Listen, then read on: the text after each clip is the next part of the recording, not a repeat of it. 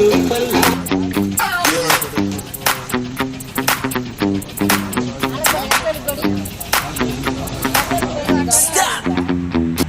కూలీలకి నెలకు 10,000 రూపాయలు ఇవ్వాలి.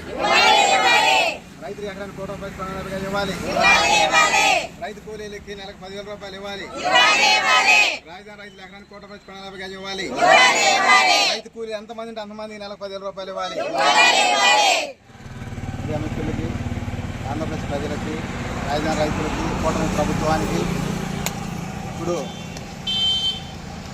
ఈరోజు మన ఏఆర్ఎస్ పార్టీ జేకేఆర్ రైతుల కోసం చేస్తున్న రిలే నిరసన దీక్ష 50వ రోజు వచ్చింది. అయితే ఈ ప్రాంతంలో జరుగుతున్న అన్యాయం గురించి మనం ఎంత చెప్తున్నా కానీ ఈ ప్రభుత్వం మొండి వైఖరితోనే ముందుకెళ్తున్నారు తప్పితే ప్రజలకి, ఈ రాజధాని ప్రాంత రైతులకి, రైతు కూలీలకి మంచి చేద్దాం అని మాత్రం ఆలోచన కలగటం లేదు. వాళ్ళకి అవసరం అయినప్పుడల్లా కలిసి పోటీ చేసుకోవటం, తర్వాత మళ్ళీ ఇడిపోవటం, మళ్ళీ ఇంకోళ్ళు రావటం, 3 రాజధానులు అనటం, ఈ విధంగా ఈ ప్రాంతాన్ని పినతన్ని బిడ్డ చూస్తూ ఉన్నారు. ఎన్నో ఇబ్బందులు పడుతూ ఉన్నారు.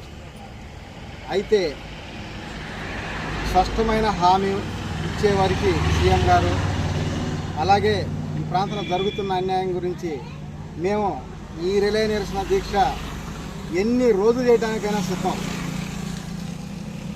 నెలలు, సంవత్సరాలైనా సరే. ఇదే విధంగా గతంలో 4 సంవత్సరాలు ఈ టీడీపీ వాళ్ళు చేశారు. అప్పుడు అధికారం ఉన్న పార్టీ పట్టించుకోలేదు. 151 సీట్కి 11 సీట్కే పరిమితం అయిపోయింది.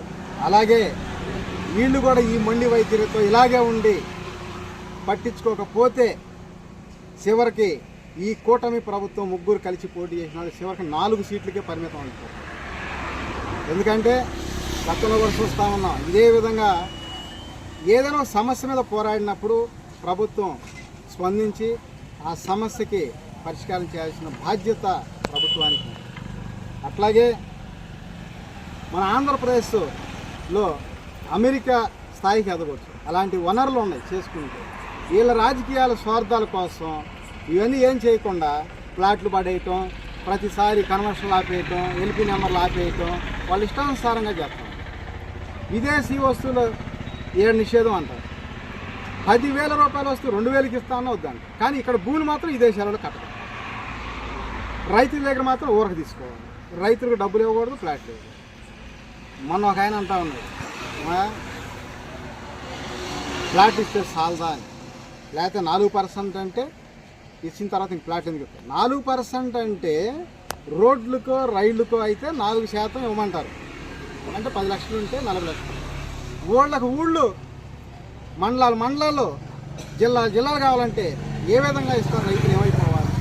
అప్పుడు 4% డబ్బులు ఇవ్వాలి, ప్లస్ 1250 గజాలు పాత పూలింగ్ ప్యాకేజీ ఇవ్వాలని చెప్పి మనం డిమాండ్. ఆ విధంగా,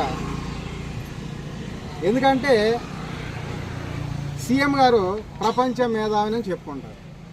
ఇక్కడ రైతులకు మాత్రం ఎవరికి న్యాయం జరగదు. ఈ సెకండ్ పూలింగ్ ఈ విధంగా ఇచ్చినట్టయితే 1,00,000 ఎకరాలు తీసుకొని ఆయన ఆల్రెడీ 20 కోట్ల వాడికి అడ్వాన్స్ పెట్టుకున్నారు. సత్యనారాయణ గారు కూడా చెప్తూనే ఉన్నారు, ఇట్లా మేము ఇప్పుడు ప్రపంచ బ్యాంకులు అన్నింటితో మేము ఒప్పందం అయ్యి పొలాలు తీసుకొని వాళ్ళు తాకట్లు పెట్టి డబ్బులు తెచ్చుకుంటాము, డెవలప్ అయినాక ఎక్కువ ఎక్కువ అమ్ముకుంటామని చెప్తాము. అంటే రైతులు మాత్రం వేయించగలరు, వాళ్ళకి మాత్రం అవసరాలు. ఈ విధంగా మళ్ళీ మేము అడుగుతా ఉన్నాం, మీరు ప్రభుత్వాలే కాదు ప్రజలు, రైతులు, ఈ రాష్ట్రం డెవలప్ కావాలని చెప్పి నేను డిమాండ్ చేస్తాను. అలాగే గతంలో జగన్ గారు కూడా 3 రాజధానులు అంటే ఈ ప్రాంతమేగా, ఈ ప్రాంతంలో ఒక మండలం 2 మండలాలు ఓటు అయిపోతే మేము గెలవా. అయితే ఈ ప్రాంతమే వీళ్ళు 3 కలిసి పోటీ చేశారు 2014. బీజేపీ, పవన్ కళ్యాణ్ గారు, సీఎం చంద్రబాబు నాయుడు గారు, టీడీపీ 3 కలిసి పోటీ చేసి గెలిచారు.